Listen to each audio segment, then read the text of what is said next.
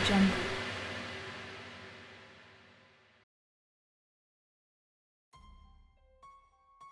अस्सलाम वालेकुम प्यारे दोस्तों, जुल्फी नॉलेज लैंड में खुश आमदीद। गाजी नॉवेल।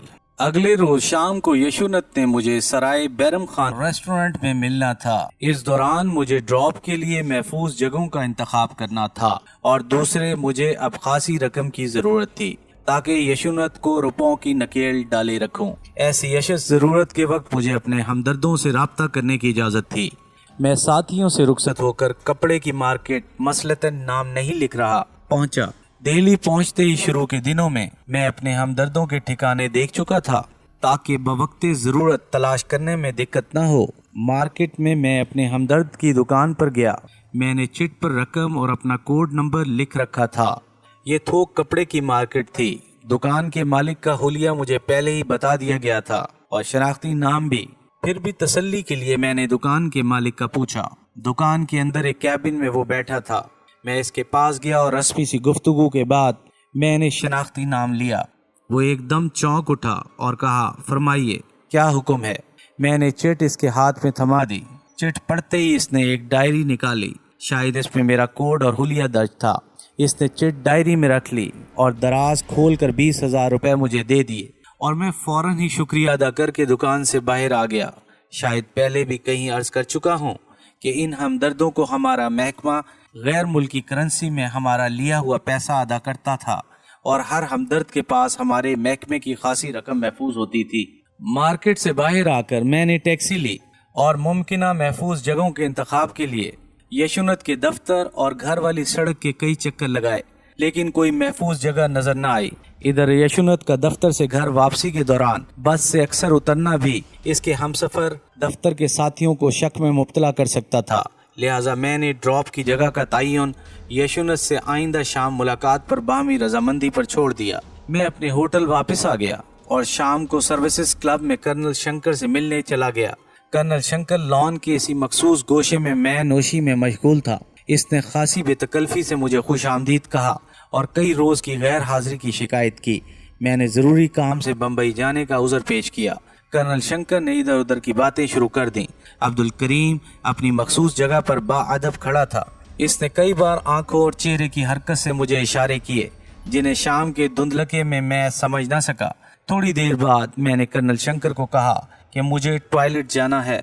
इसने अब्दुल करीम को बुलाकर कहा और यूं मैं अब्दुल करीम के हमरा कर्नल के बेडरूम के टॉयलेट में चला गया। अब्दुल करीम ने कमरे में दाखिल होते हुए कहा, अगर आप नाराज ना हो तो मुझे अलहदगी में आपसे कुछ ज़रूरी बातें करनी है। मैंने कहा, अब्दुल करीम जो बातें भी करनी हैं कल 11 बजे लोधी होटल में मेरे कमरे में आकर करना। अब्दुल करीम ने इस बात में सर हिलाया और मैं फिर कर्नल की महफिल में शामिल हो गया। कर्नल शंकर आज मेरी गुज़िश्ता ज़िंदगी के बारे में जानना चाहता था। मैंने कहा कि कर्नल साहब सिर्फ नामों और जगहों का फ़र्क है, वरना मेरी और आपकी दास्तान एक ही है। आपने भी मोहब्बत में शिकस्त खाई और मैंने भी। आपने अपने गम शराब में समोए और मैंने बम्बई की रंगीनियों में। लेकिन ये दिल है कि संभलता ही नहीं। तन्हाई में दिल के ज़ख्म फिर रिसने लगते हैं। कर्नल मुझसे तफसीलन पूछना चाहता था। मुझे कहानी का कोई सिरा मिलता ही न था। मैंने झूठ मूठ आंखों पर हाथ रख लिया और रिंधी हुई आवाज में कहा, कर्नल साहब आपने दबी हुई राख कुरेद कर मुझ पर बड़ा जुल्म किया है। न जाने आप कितना वक्त इस चिंगारी को दोबारा राख बनने में लगेगा। आप तो फौजी हैं, जज्बात पर काबू पा सकते हैं, लेकिन मेरे लिए ये बड़ा मुश्किल है। मैं अब इजाज़त चाहूँगा। ये कहकर मैं उठ खड़ा हुआ। कर्नल ने मुझे कई बार बैठने के लिए कहा और आखिर में खुद उठ खड़ा हुआ, लेकिन मैंने ऐसी एक्टिंग की कि कर्नल भी चकरा गया और मैं करीबन रोते हुए इससे रुखसत हुआ। मेरा आज का दिन खासा मसरूफ गुजरा था। मैं होटल वापस आ गया। रिसेप्शन पर मेरे लिए आशा का पैगाम मौजूद था। इसने मुझे घर पर फ़ोन करने का कहा था। मैंने होटल में लॉबी से ही आशा को फ़ोन किया। वो घर पर ही थी। इसकी तबीयत नासाज थी और जयचंद अपने कारोबारी सिलसिले में चंडीगढ़ गया हुआ था। ढेर सारे शिकवे शिकायतों के बाद आशा ने मुझे घर आने की दावत दी। मैंने फ़ौरन अपनी तबीयत के नासाज होने का बहाना करके माजरत कर ली। आशा ने बिलाखिर जब कोई चारा ना देखा तो बोली, मैं आपसे आपकी बेहतरी के लिए ही मिलना चाहती थी। इसकी ये बात सुनकर मैं कुछ परेशान सा हो गया। भला आशा मेरी बेहतरी के लिए क्या कर सकती थी? मैंने इससे बतेरा पूछा, लेकिन इसने एक ही रट लगा रखी थी कि मिलने पर ही बताएगी। अगला दिन मेरी मसरूफियत का था। 11 बजे अब्दुल करीम आ रहा था। शाम को यशुनत से मिलना था और इस दौरान अपने साथियों से भी मिलना, सराय बैरम खान का प्रोग्राम सेट करना था। आम हालात में आशा की बात को मैं अहमियत ना देता, लेकिन दुश्मन मुल्क में हिंदू बनकर रहने और जासूसी करने वाले को छोटी से छोटी बात को अहमियत देनी पड़ती है। और फिर आशा के ताल्लुकात तो फौजी और सिविल अफसरान से थे, लिहाजा मैंने आशा से अशोका होटल में 1 बजे इकट्ठे लंच करने का कहा, लेकिन आशा ने कहा कि अशोका में स्टाफ के अक्सर लोग इसे मिसेस जे चंद की हैसियत से जानते हैं, इसलिए कनाट सर्कस में चाइनीज रेस्टोरेंट में वो दोपहर 1 बजे मुझे मिलेगी। मैं आशा की इस बेहतरी वाली बात से अपसेट हो चुका था। बहरहाल मौका महल की मुनासबत से आइंदा कदम उठाने का सोचकर मैं कमरे में चला गया। दूसरे दिन ठीक 11 बजे रिसेप्शनिस्ट ने मुझे अब्दुल करीम की आमद की इतला दी। मैंने इसे कमरे में बुला लिया। अब्दुल करीम ने सिविल लिबास पहना हुआ था। इसने निहायत मोदबाना अंदाज में मुझे सलाम किया। मैंने इसे सोफे पर बैठने का कहा तो वो झिझका और कहने लगा, नहीं साहब, मैं कालीन पर बैठूंगा। मैंने इसे कहा कि अगर मुझसे बात करनी है तो जैसा मैं कहूँ वैसा ही करो, और अब्दुल करीम सोफे पर झिझकते हुए सिमट कर बैठ गया। अब्दुल करीम का रवैया कोई गैर मामूली न था। सारे भारत में मुसलमानों की यही हालत है, इन्हें दूसरे दर्जे के शहरी की हैसियत दी जाती है। भारत में मुसलमान होना ही बहुत बड़ा जुर्म है। मैंने भारत में अपने क़याम के दौरान महसूस किया कि गिनती के चंद मुसलमान खानदानों के सिवा जिन्हें भारतीय हुकूमत मराद देकर डेकोरेशन पीस के तौर पर आलमी राय को अपने सेकुलर निज़ाम का झूठा प्रोपेगेंडा करने के लिए इस्तेमाल करती है, आम मुसलमानों की हालत नागफ्ता बे है। मुसलमानों को भारत में मुलाजमतें नहीं मिलती। अगर कोई मुसलमान मामूली दुकान से भी कारोबार शुरू करे तो इर्द गिर्द के हिंदू दुकानदार अपनी अशियाए फ़रोख्त की कीमतों में कमी करके इस मुसलमान की दुकान बंद करवा देते हैं। यहाँ मैं एक वाक़या मुख्तसर बयान करना चाहता हूँ जिसका मेरे मिशन से कोई ताल्लुक नहीं। भारतीय मुसलमानों की हालत इज़ार का अक्कास है। आलाबाद के जंगी कैदियों के कैंप नंबर 2 में भारत के कारोबारी और सियासी मरात याफ्ता सरबराह को तकरीर करने या ब्रेन वॉश करने के लिए लाया गया।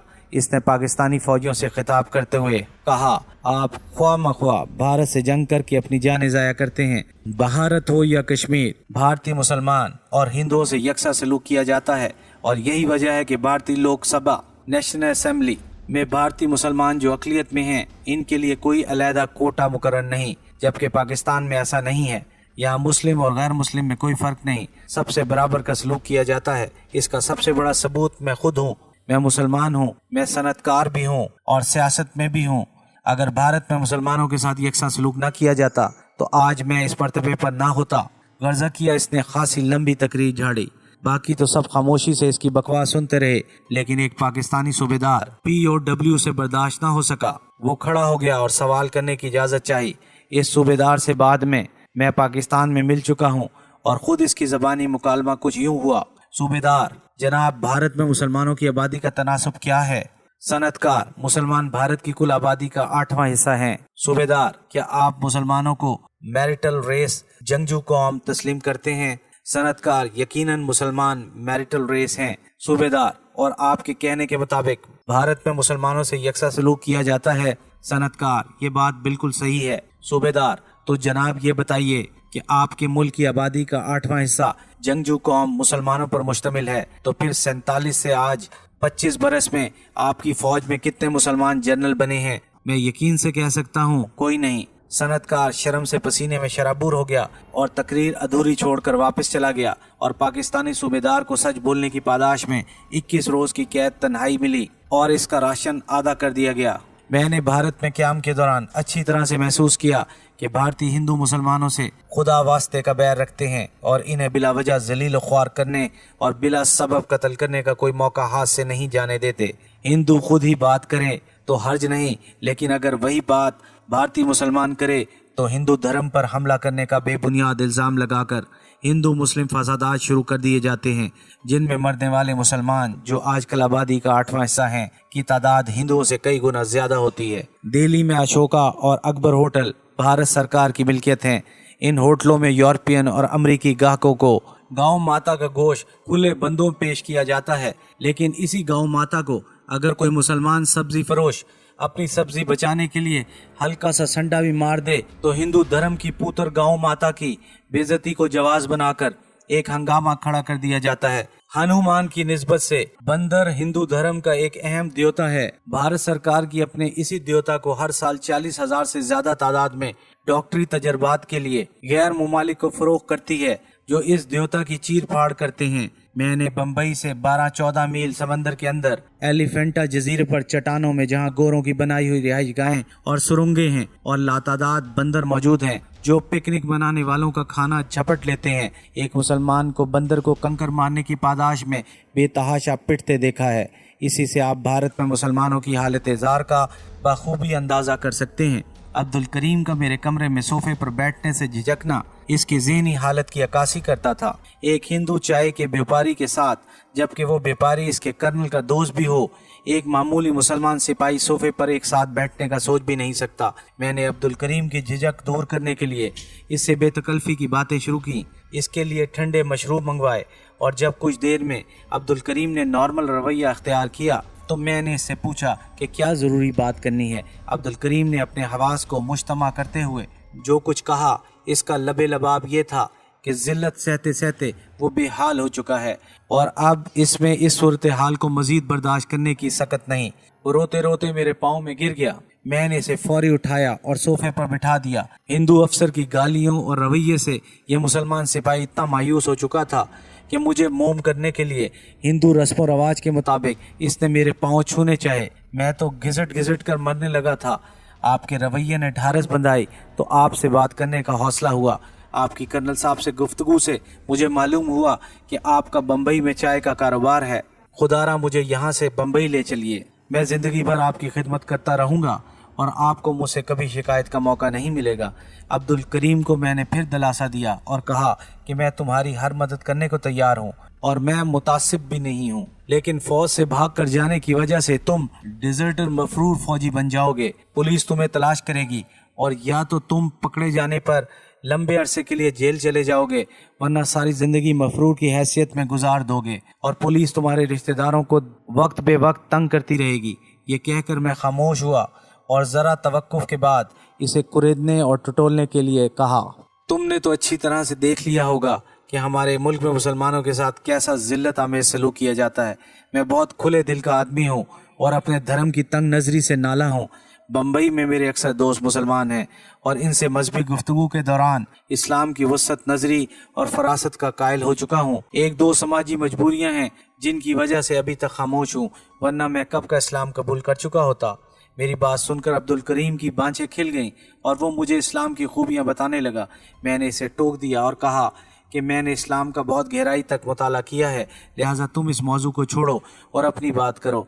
तुम एक अच्छे और शरीफ ख़ानदान के फ़र्द हो और हालात का शिकार हो। मैं तुम्हारी भरपूर मदद करने को तैयार हूँ, लेकिन इसके लिए तुम्हें मुझसे अपनी वफादारी का सबूत देना होगा। मेरे पूछने पर इसने बताया कि वो अंग्रेज़ी तो नहीं लेकिन हिंदी और उर्दू लिख सकता है।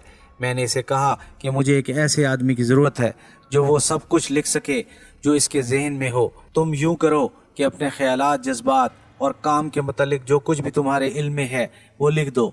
मैं 3-4 रोज़ बाद तुम्हारे कर्नल के पास जाऊंगा और वहीं पर मौका देखकर अपनी तहरीर मुझे दे देना और ख़याल रखना कि तुम्हारे कर्नल या किसी को भी इसका इल्म न होने पाए। तुम्हारी तहरीर से मैं अंदाज़ा लगा लूँगा कि तुम मेरे कितने काम के आदमी हो। इसके बाद ही मैं तुम्हारे मुतालिक फ़ैसला करूँगा। अगर तुम मेरे इम्तिहान में पूरे उतरे तो तुम्हारी सोच से भी बढ़कर मैं तुम्हारा साथ दूंगा। गर्ज़ किया इस तरह की उम्मीद की बातों के बाद मैंने अब्दुल करीम को 500 रुपये देकर रुखसत किया। 1 बजने के करीब था और मुझे चाइनीज़ रेस्टोरेंट में आशा से मिलना था। जब मैं रेस्टोरेंट में पहुंचा तो आशा मेरी मुंतज़िर थी। रस्मी कलमात के बाद आशा ने मेरी बेइतनाई के शिकवे शुरू कर दिए। कहने लगी, आप मिले तो मैं समझी कि मेरी मंजिल मुझे मिल गई। शायद ये मेरी भूल थी। भला बम्बई की रंगीन जिंदगी से मानूस शख्स की नज़रों में मेरी क्या बुक़्क़त। यूं ही मैंने आपसे अपनी उम्मीदें वाबस्ता कर ली थी। आशा काफ़ी देर बोलती रही और मैं सोचता रहा कि वो मेरी बेहतरी वाली बात क्यों नहीं कहती जिसके मुतल्लिक इसने गुज़िश्ता शाम मुझे टेलीफोन पर बताया था। मैंने महसूस किया कि जब तक आशा को पुरुमीद बातों से राम न कर लूँ वो मुझे कुछ ना बताएगी। मैंने आशा का हाथ अपने हाथों में थाम लिया और मोहब्बत भरे लहजे में बोला, देखो आशा, हर इंसान में कुछ खूबियाँ और ख़ामियाँ होती हैं और मेरी ख़ामियों में से एक बड़ी ख़ामी ये है کہ میں اظہار محبت میں الفاظ کا سہارا لینے میں ہمیشہ ناکام ہوتا ہوں۔